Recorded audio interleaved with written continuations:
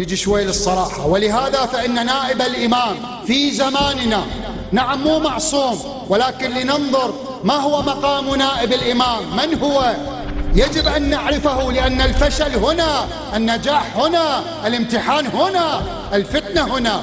نائب الإمام هو من يقوم مقامه لقيادة الأمة ونصرة الحق والوقوف أمام الظالمين.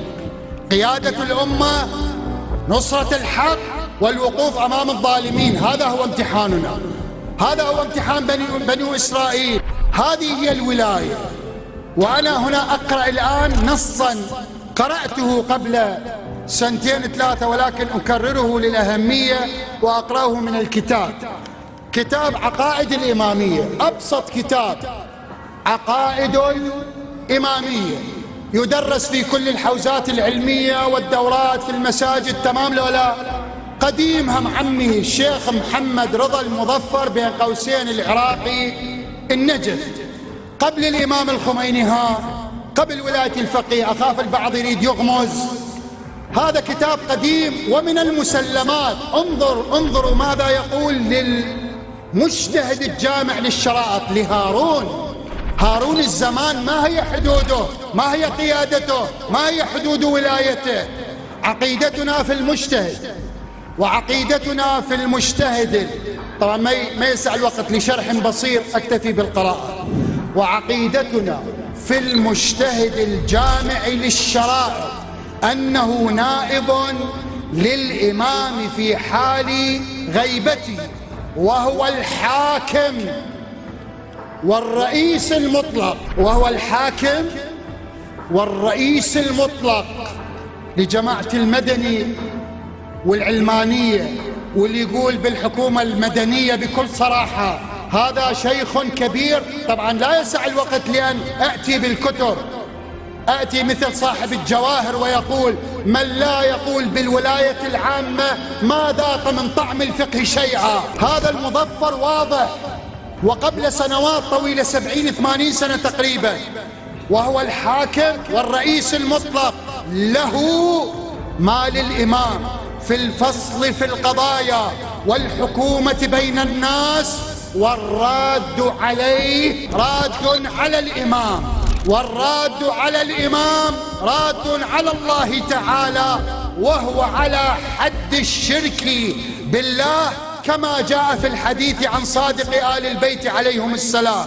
فليس المجتهد الجامع للشرائط، يعني زماننا، فليس المجتهد الجامع للشرائط مرجعا في الفتيا فقط، مو فقط فتوى، مو فقط مرجعية، بل له الولاية العامة، فيرجع إليه في الحكم والفصل والقضاء، وذلك من مختصاته لا يجوز لأحد أن يتولاها دونه إلا بإذنه، كما لا تجوز إقامة الحدود والتعزيرات إلا بأمره وحكمه. ويرجع إليه أيضا في الأموال التي هي من حقوق الإمام ومختصاته. وهذه المنزلة، آخر جملة، وهذه المنزلة أو الرئاسة العامة، الرئاسة العامة معناها نحن عرب، الرئاسة العامة يعني على القصر والمجانين والأطفال الولاية. وهذه المنزلة أو الرئاسة العامة أعطاها الإمام للمجتهد الجامع للشرائط، يعني خلفني في قومي وأصلح، ليكون نائبا عنه في حال الغيبة، ولهذا يسمى نائب الإمام.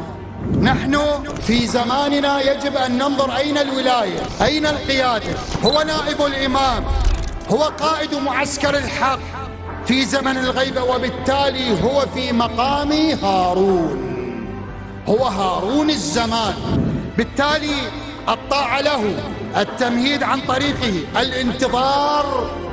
انتظار موسى مرتبط بهارون، التمهيد لموسى مرتبط بإطاعة هارون، كذلك في زماننا. وبالتالي أهم صفة للمنتظرين هو معرفة نائب الإمام.